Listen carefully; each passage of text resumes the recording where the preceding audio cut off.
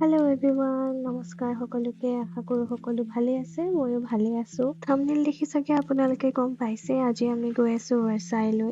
লাগতিয়াল বস্তু সকলো চাই চিতি লৈ লৈছোঁ।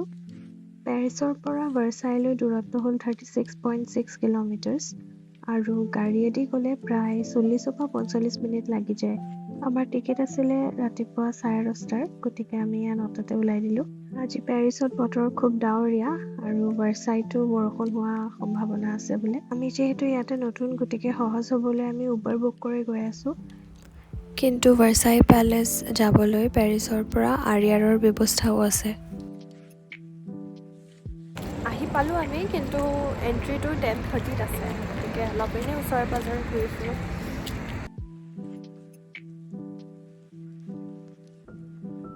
ৰাস্তাইদি গৈ থাকোঁতে আমি এই ধুনীয়া গাৰ্ডেনখন দেখিলোঁ।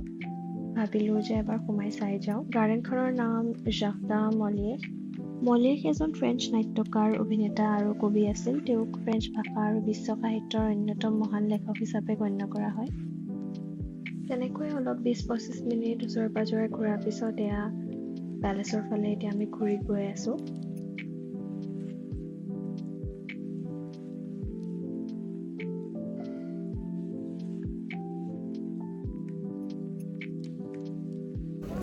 হোৱা নাই, ষ্টিল আমি সোমাইছোঁ আৰু এতিয়া এটা এণ্ট্ৰেঞ্চ দি পেলাই সোমালোঁ, বাট সেইটো ৰিয়েল এণ্ট্ৰেঞ্চ নাছিলে। ৰিয়েল এণ্ট্ৰেঞ্চটো ফ্ৰণ্টত আছে, এতিয়া এফালেদি সোমাব লাগিব। লাইন দেখি ভয় লাগি গৈছে, এইটো দীঘল লাইন। লাইনবোৰ দীঘল হ'লেও বহুত বেছি সময় ৰৈ থাকিবলগীয়া নহয় বাৰু, পুটুককৈ গুচি যায়।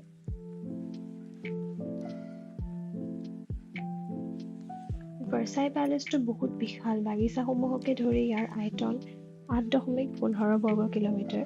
যিহেতু প্ৰতি অংশ অন্বেষণ কৰিবলৈ বহুত বেছি সময় লাগিব, গতিকে বস্তু বা ঠাইবোৰৰ খন্তেকীয়া আভাস দি এটা চুটি ভিডিঅ' বনাইছোঁ। লগতে মই আপোনালোকক ইয়াৰ ইতিহাসৰ বিষয়ে সহজ আৰু সংক্ষিপ্তভাৱে কৈ যাম।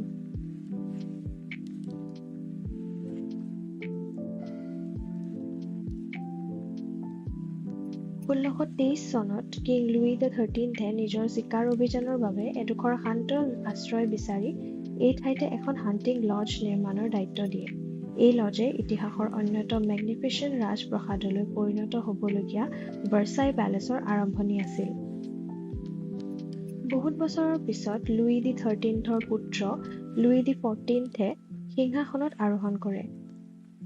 ভাৰ্চাইৰ নিস্তব্ধ পৰিৱেশৰ প্ৰতি আকৰ্ষিত হৈ তেওঁৰ পিতৃৰ লজখনক ফ্ৰেঞ্চ মনাৰ্কীৰ গৌৰৱ আৰু শক্তিক প্ৰতিফলিত কৰিব পৰাকৈ এটা ভৱিষ্যত প্ৰাসাদলৈ ৰূপান্তৰিত কৰাৰ কল্পনা কৰিছিল।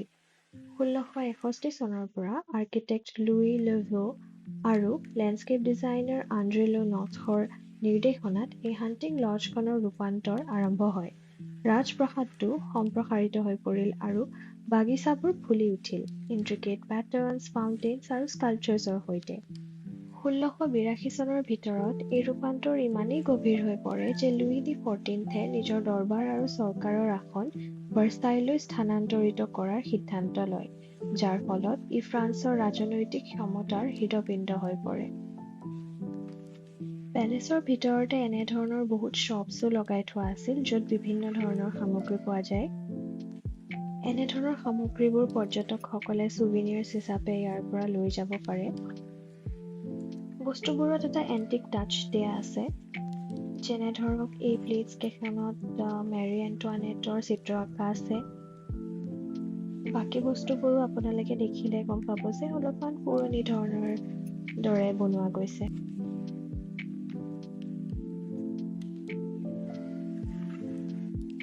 এতিয়া আকৌ ইতিহাসলৈ ঘূৰি যাওঁ।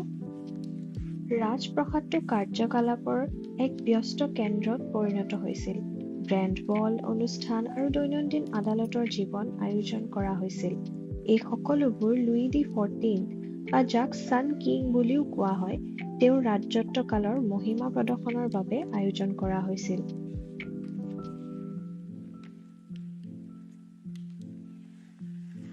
ভাৰ্চাই পেলেচত 6,000ৰো অধিক পেইণ্টিংছ আৰু 1500খন ড্ৰয়িংছৰ বিস্তৃত সংগ্ৰহ আছে, যাৰ ফলত ই ফ্ৰান্সৰ ইতিহাসৰ প্ৰতি উৎসৰ্গিত বিশ্বৰ অন্যতম বৃহৎ সংগ্ৰহ।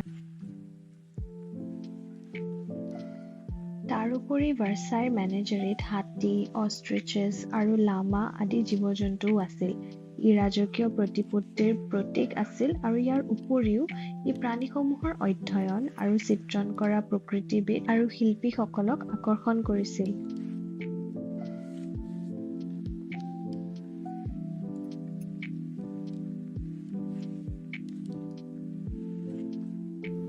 ভিতৰৰ শিল্পকলা হওক বা পেইণ্টিংছ হওক, সকলোবোৰ বস্তু ইমানেই বেছি ধুনীয়া যে দেখিলে চাই থাকিবই মন যায়। আশা কৰোঁ মোৰ লগতে আপোনালোকেও উপভোগ কৰি ভাল পাইছে।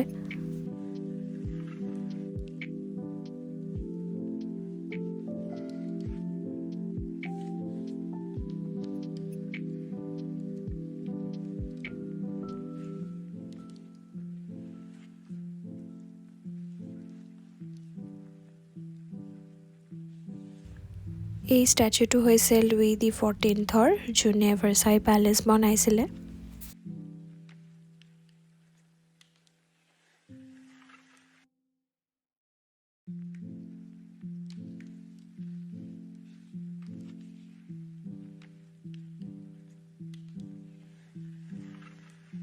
(1998) চনত ভাৰ্চাই পেলেচক ইউনেস্কোৰ বিশ্ব ঐতিহ্য ক্ষেত্ৰ হিচাপে তালিকাভুক্ত কৰা হৈছে।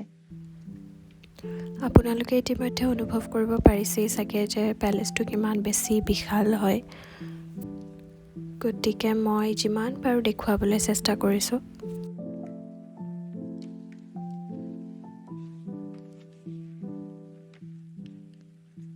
বহু ৰজাই ভাৰ্চাইত নিজৰ চিন ৰাখিছে। লুই দি 15য়ে 1760 চনত অন্তৰংগ পিটি ট্ৰায়াননক যোগ কৰিছিল, যিয়ে আদালত জীৱনৰ আনুষ্ঠানিকতাৰ পৰা ব্যক্তিগত পলায়নৰ সুবিধা প্ৰদান কৰিছিল। তেওঁৰ উত্তৰাধিকাৰী লুই দি 16য়ে এই ৰিট্ৰিটটো তেওঁৰ ৰাণী মেৰী এণ্টুৱানেটক উপহাৰ দিছিল আৰু তেওঁ ইয়াক আৰু ব্যক্তিগতকৰণ কৰি হেমলেটৰ সৃষ্টি কৰিছিল, য'ত তেওঁ গাঁৱলীয়া জীৱনৰ সৰলতা অনুভৱ কৰিব পাৰিছিল।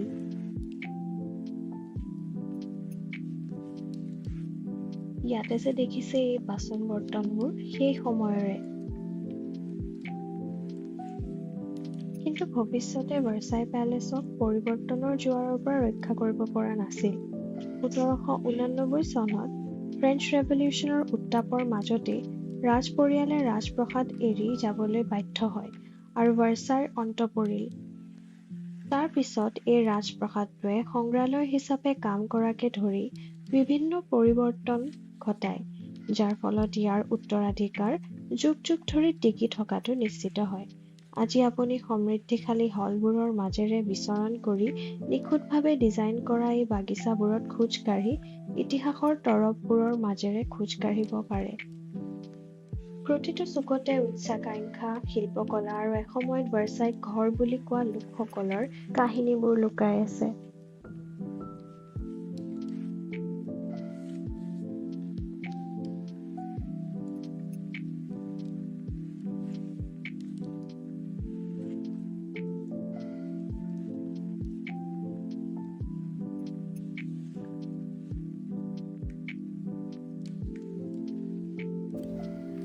গাৰ্ডেনখন বহুত বেছি ডাঙৰ আৰু ধুনীয়া, গতিকে আমি এনেকৈয়ে অলপ দেৰি গাৰ্ডেনতে ফুৰিলোঁ।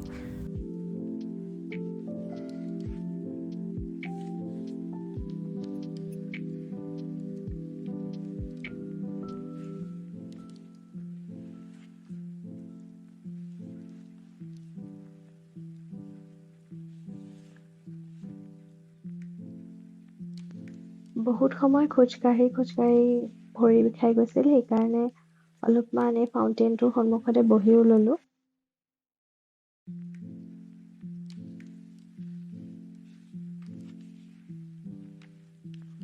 মাজতে আকৌ অলপ সময়ৰ কাৰণে ৰ'দটো ওলালে। ৰ'দটো দেখিয়েই ভাল লাগি গৈছে। তেনেকৈ আমাৰ সকলো বস্তু চাই মেলি আহোঁতে ঘৰ পাওঁতে প্ৰায় 3:30 বাজিলে, দুপৰীয়া 3:30। আৰু পিছৰখিনি মোৰ ভিডিঅ' কৰা নহ'ল কাৰণ মোৰ ফোনটো অফ হৈ গৈছিলে, চাৰ্জ নাছিলে কাৰণে। তাৰোপৰি ফোন অফ হৈ যোৱাৰ কাৰণে মই উবাৰ বুক কৰিব পৰা নাছিলোঁ। উবাৰখন বুক কৰিছিলোঁ, বাট উবেৰখন আহি নাপাওঁতেই মোৰ ফোনটো অফ হৈ গ'ল আৰু মোৰ OTPটোও মনত নাছিল, কেৱল গাড়ীৰ নম্বৰ প্লেটটো মনত আছিলে। গতিকে সেইখিনি সময়ত মানে বহুত লৰালৰি হ'ল আৰু সেইকাৰণে মোৰ ভিডিঅ'ই কৰা নহ'ল। আশা কৰোঁ আজিৰ ভিডিঅ'টো চাই ভাল লাগিল। আজিলৈ আহিছোঁ। Bye bye.